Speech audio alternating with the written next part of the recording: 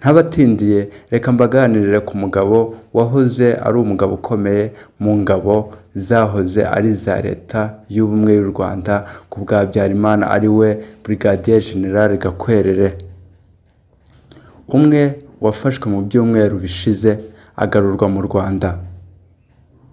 Reka mbashimire mwebwe mwakoze subscribe ku Muvuno TV, mwebwe bakunzi b'iki kiganiro Inyanja Itagira Iherezo, kandi namwe mutarakora subscribe nkabasaba ko mwayikora kugira ngo ikiganiro cyiza nk'iki kibagezaho ibintu by'ubwenge kijye kibageraho gatanu ku kandi.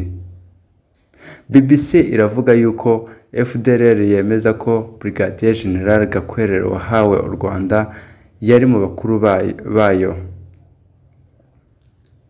Brigadier General Gakwerere wa FDLR, hano ndimo ndabona ifoto yari arimo asakwa n'umupolisi w'u Rwanda nyuma y'uko M23 imushyikirije u Rwanda kuwa gatandatu. Umutwe wa Force Democratique de Libération du Rwanda FDLR ukorera mu burasirazuba bwa DR Congo uremeza ko Brigadier General Gakwerere uzwi nko ku mazina atandukanye ari umwe mu bakuru bawo bafatiwe i Goma agahabwa u Rwanda. Mu mpera z'icyumweru gishize umutwe wa M23 ugenzura Goma wahaye abategetsi b'u Rwanda uyu Gakwerere hamwe n'abandi barwanyi ba FDLR uvuga ko bafatanywe nawe. Gusa imyirondoro ya bamwe muri aba barwanyi ndetse na Gakwerere ubwe yateje bamwe urujijo. Ngoma, umuvugizi wa FDLR, yabwiye BBC ko Brigadier General Gakwerere werekanywe kuwa gatandatu ashyikirizwa u Rwanda yari mu bayobozi bakuru bw'uyu mutwe. Yavuze ko kandi uburyo yafashwemo. Leta y'u Rwanda n'inzobere za ONU ishinja igisirikare cya DR Congo gufatanya n'umutwe wa FDLR ivuga ko ubangamiye umutekano w'u Rwanda. Ibyo leta ya Kinshasa ihakana. Nayo kandi hamwe na ONU bashinja u Rwanda gufatanya n'umutwe wa M23. Avugana na BBC, umuvugizi wa FDLR yavuze ko intambara iri mu burasirazuba bwa DR Congo nta ruhare bayifitemo namba. Yongeraho ati, gusa nyine usibye ko natwe hari aho bitugiraho ingaruka kuko natwe turi muri iyo zone, naho ubundi turimo turabirebera aho turi mu birindiro byacu, ariko ntibibuza ko rimwe na rimwe M23 n'ingabo z'u Rwanda bagera hafi y'ibirindiro byacu, ubwo bikaba byaba ngombwa ko natwe turasana. Leta ya Kigali ivuga ko mu gukorana n'ingabo za leta ya Congo FDLR ibangamiye umutekano w'u Rwanda, ko ariyo mpamvu yafashe ingamba zo kurinda imbibi z'igihugu. Ibihugu by'amahanga bivuga ko u Rwanda rwohereje abasirikare muri DR Congo mu buryo butemewe n'amategeko mpuzamahanga buvogera ubusugire bw'ikindi gihugu. Ngoma ahakana ko bafatanya n'ingabo za FARDC ati, icyo duhuriyeho na leta ya Congo nuko dusa naho dufite uwo mwanzi umwe uva mu Rwanda akaba atwibasira akibasira na Congo, ariko ubundi mu mirwano nyirizina ntaho tuba duhuriye n'ingabo za Congo. Turwana ari uko badusanze mu birindiro byacu mu rwego rwo kwirengera. Leta ya DR Congo yagiye inengwa kunanirwa gukemura ikibazo cy'imitwe yitwaje intwaro mu burasirazuba bw'igihugu irimo imitwe yo mu bihugu bituranye nka FDLR, ADF ivuga ko irwanya ubutegetsi bwa Uganda, cyangwa Red Tabara irwanya ubw'u Burundi. Abategetsi b'u Rwanda bagaragaje ifatwa rya Brigadier General Gakwerere nk'igihamya ko uwo mutwe wa FDLR ukorana n'ingabo za FARDC.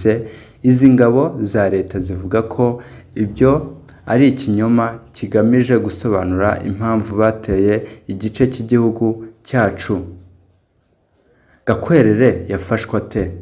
Mu mpera z'ukwezi kwa Mutarama uyu mwaka, mu gihe umujyi wa Goma wafatwaga na M23, BBC yabonye amakuru ko Brigadier General Gakwerere wa FDLR yafashwe. Amakuru avuga ko yafatiweho yari yaraje kwivuriza muri uwo mujyi. Impande zombi icyo gihe zirinze kubyemeza. Kuri uyu wa mbere ku ifatwa rya Gakwerere, Ngoma yabwiye BBC ati icyo nakubwira nuko yari amaze igihe kinini arwariye Goma, birumvikana mu bwihisho.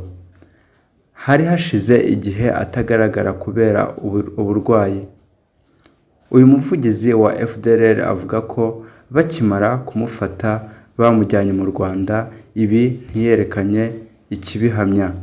Yongeraho ati ejo bundi rero baramugaruye kugira ngo bamwerekane, wabonye ko yari yambaye imyenda mishyashya ya FARDC.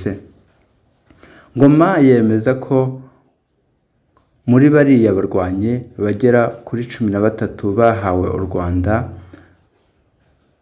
bari kumwe na Gakwerere harimo aba FDLR. Ati ntibaburamo, gusa avuga ko harimo n'aberekanywe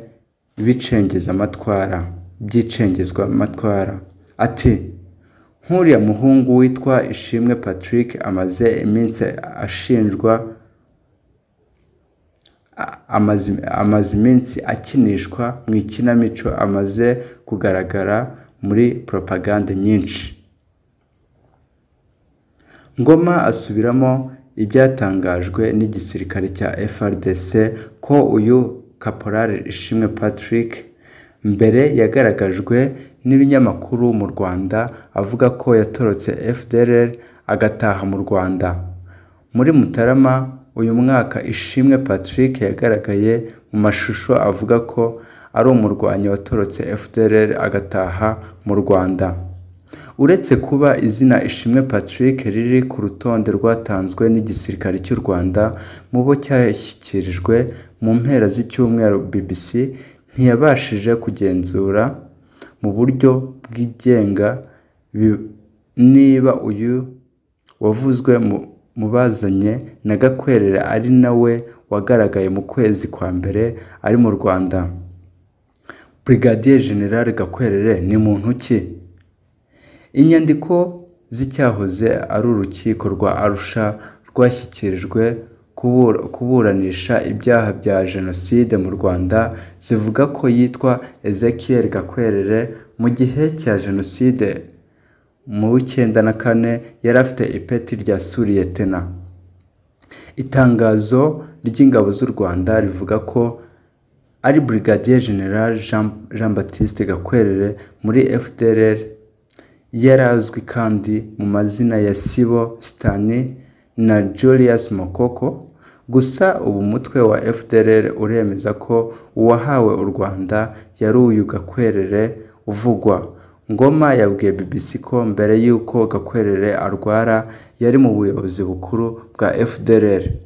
Gakwerere yahoze mu ngabo za leta y'u Rwanda zahungiye mu cyahoze ari Zaire nyuma yo gutsindwa n'abarwanyi ba FPR Inkotanyi mu 1994. Nyuma yagiye avuga mu barwanyi b'umutwe wa FDLR muri DR Congo muri 2019 igihe cy'iyicwa rya General Mudacumura wari ukuriye FDLR. Uyu mutwe wavugaga ko Ezekiel Gakwerere yari afite ipeti rya Colonel. Nta makuru menshi azwi ku buzima bwite bwa Gakwerere.